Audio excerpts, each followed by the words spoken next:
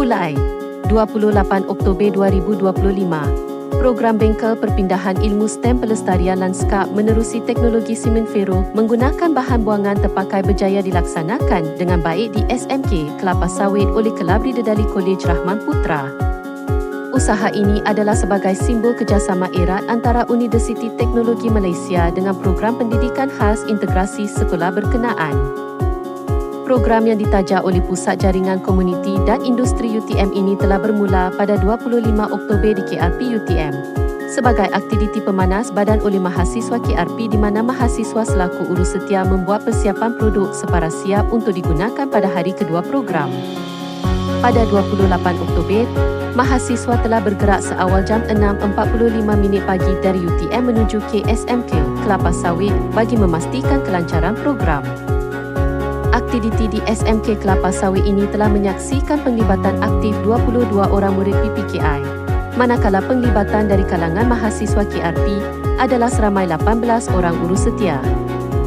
Menurut pengarah program Saudara Amar Raziq Shahrizal, program ini berhasrat membudayakan pendidikan STEM dalam kalangan murid berkeperluan khas melalui pendekatan hands-on yang kreatif dan selamat.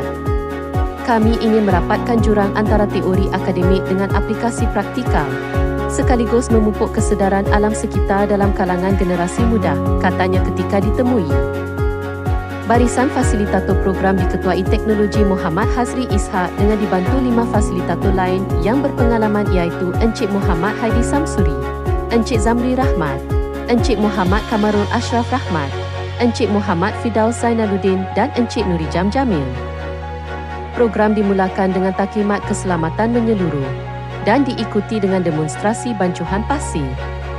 Seterusnya adalah demo pembuatan produk simen fero yang menggabungkan elemen bahan buangan iaitu habuk kayu kasar. Aktiviti praktikal ini bukan sahaja mengajar kemahiran teknikal tetapi juga menitik beratkan aspek pengurusan bahan buangan dan kesedaran terhadap kelestarian alam.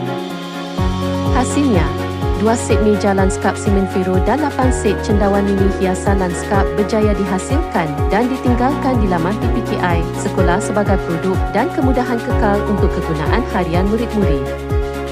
Kejayaan program ini disaksikan oleh tetamu kehormat termasuk Puan Siti Aini Hamzah selaku Guru Penolong Kanan Pentadbiran, Yang Mulia Ungku Natasa Ungku Muhammad Najib selaku Guru Penolong Kanan Pendidikan Khas dan Encik Muhammad Fazrul Rizman Bahri selaku Guru PPKI merangka penyelaras program.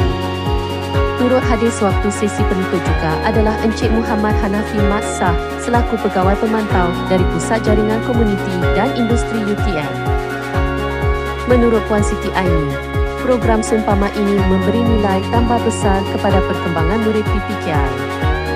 Kami terharu menyaksikan semangat kerjasama antara mahasiswa UTM dengan murid-murid kami.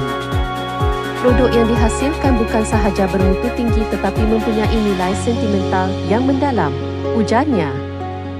Program ini diharapkan dapat menjadi pemangkin kepada lebih banyak inisiatif sama di masa hadapan, sekaligus memperkukuh hubungan antara institusi pengajian tinggi dengan komuniti setempat.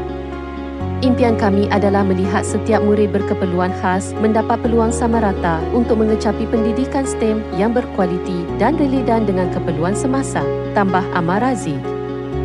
Kejayaan program ini membuktikan bahawa dengan pendekatan tepat, pendidikan inklusif mampu melahirkan generasi celik teknologi dan peka alam sekitar.